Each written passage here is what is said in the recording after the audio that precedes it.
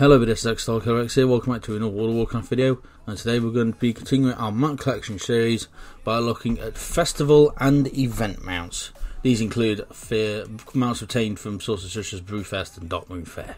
So here we go. So to start off we have Brewfest. This occurs between late September and early October.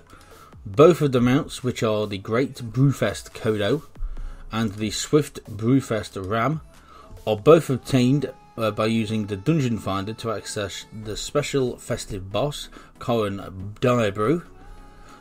Both mounts are obtainable as a very rare drop from the special looting bag, which is received after defeating him for the first time once per day, and they have an approximate drop rate of 4%. Next up we have the Darkmoon Fair. This is available 1 week out of every month and is accessible through portals just outside Thunderbluff if you're Horde, or Goldshire for the Alliance. All of these mounts are purchased from Lara in the Darkmoon Fair, and those are the Darkmoon Dancing Bear, which will cost you 180 Darkmoon Fair prize tickets, which are obtained from playing the Carnival games. Then we have the Swift Forest Strider, which is again 180 Darkmoon prize tickets.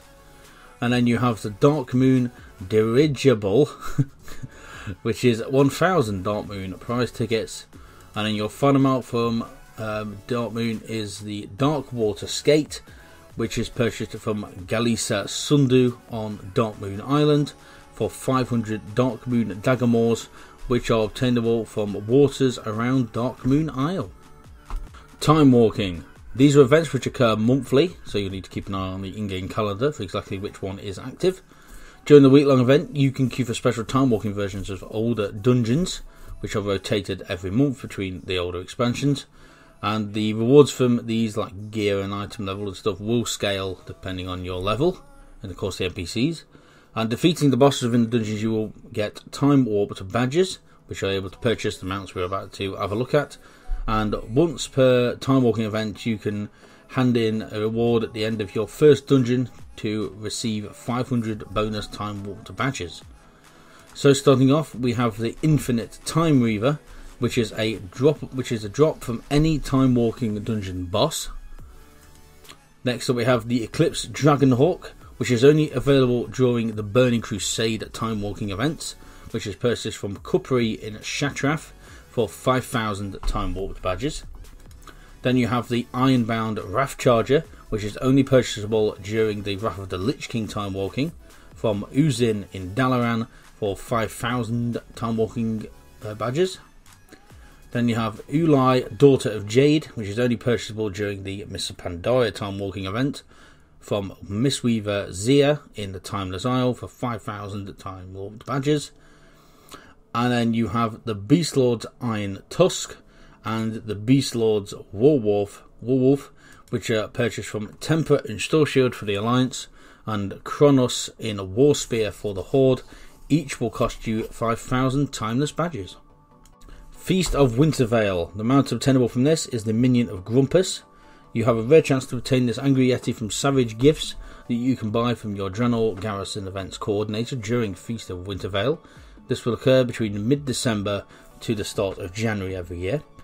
Each costs 5 mo supplies, which is exactly the number you will get from 1 day's worth of Wintervale dailies. So in other words, you'll have 1 shot a day at getting this mount. Next up we have Hallow's End, and the mount for this one will be the Headless Horseman's mount. This steed can only be obtained during the event, which occurs from mid to late October each year. You must use the Dungeon Finder to access the special festive boss, which is of course the Headless Horseman. This mount is obtainable from a special loot bag you receive after defeating him for the first time every day, and will drop at a drop rate of 0.4%. Next we have Lovers in the Air. The first mount for this one is the Swift Lovebird. This is purchased from the Lovely Merchant in your associated capital city and will cost you 270 love tokens. This is only obtainable during Lovers in the Air festival, of course, which occurs the second half of February every year. Love tokens are used to purchase this mount by performing dailies during the event. And then I have probably the most rare mount out of all of these, and the most famous one, which is the Big Love Rocket. This is looted from heart-shaped boxes after defeating the daily boss in the Shadowfang Keep. You can only obtain it from your first kill of every day and will drop at a rate of 0.03%. And finally we have Noble Garden. The mount for this one is Swift Spring Strider, which is purchased from your Noble Garden merchant / vendor in your associated capital city for 500 Noble Garden chocolates. This event occurs around Easter time, roughly March to April every year. You'll purchase this mount, as I've just said, with the currency Noble Garden chocolates, which are gathered by looting and opening brightly coloured eggs during Noble Garden. They can also be found extremely rarely at a drop rate of less than 0.1% from the eggs themselves. Now, the eggs are hidden around racial starting towns. The main locations for Alliance are Azure Watch, Dunlanair, Goldshire and Coronus, and for the Horde your main locations will be Bloodhoof Village, Brill, Falconwing Square and Razor Hill. Okay, and that's it for this one. So if you enjoyed it, please push the like button, leave a comment down below, of course subscribe if you're new to the channel, follow my Twitter link down below as always, and as I say, I've been X, and I'll see you in the next World of Warcraft video. Thanks a lot for watching.